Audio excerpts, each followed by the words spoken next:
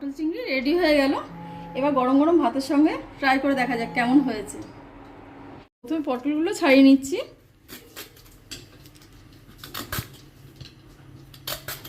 দেখো আজকে তো আমাদের ঘরে কিছু দেখলাম নেই, তা ফ্রিজে গিয়ে দেখি কটা পটল রয়েছে আর কটা চিংড়িও রয়েছে। তো এটা দিয়ে কী করা যায়, দেখ পটল চিংড়ি করে নিচ্ছি। তা পটল চিংড়ি করার জন্য কি কি উপকরণ লাগবে সেটা তোমাদের দেখিয়ে দিচ্ছি। প্রথমে নিয়েছি জিরে গুঁড়ো, ধনে গুঁড়ো, হলুদ গুঁড়ো, কাশ্মীর লঙ্কা গুঁড়ো, একটা তেজপাতা, লবণ, ঝাল লঙ্কা গুঁড়ো আর গরম মশলা। গরম মশলার মধ্যে রয়েছে এলাচ, দারচিনি, লবঙ্গ।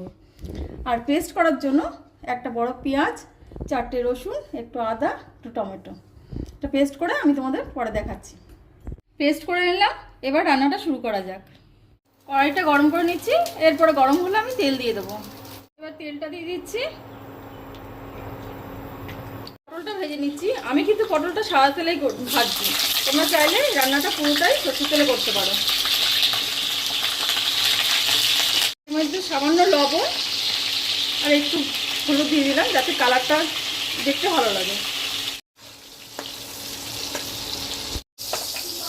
পটলগুলো তুলে নিচ্ছি, পটলগুলো ভাজা হয়ে গেছে। তুলে নিয়ে এই যে তেলটা আছে এই তেলটার মধ্যে আমি আলুটা ভেজে নেব।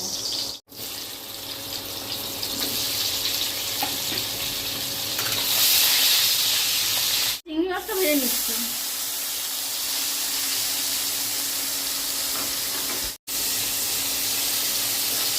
তেলে গরম মশলা, একটা তেজপাতা, পেঁয়াজটা ভেজে নিচ্ছি।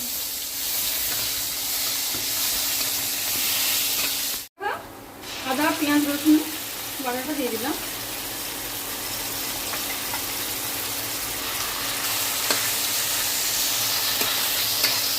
তেল ছেড়ে এসেছে।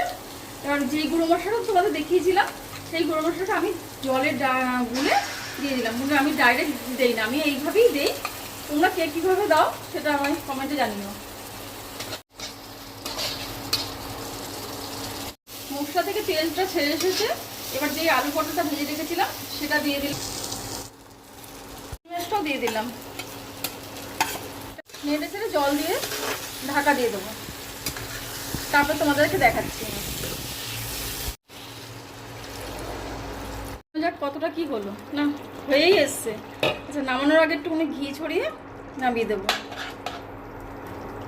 পটল চিংড়ি রেডি হয়ে গেল। এবার গরম গরম ভাতের সঙ্গে ট্রাই করে দেখা যাক কেমন হয়েছে।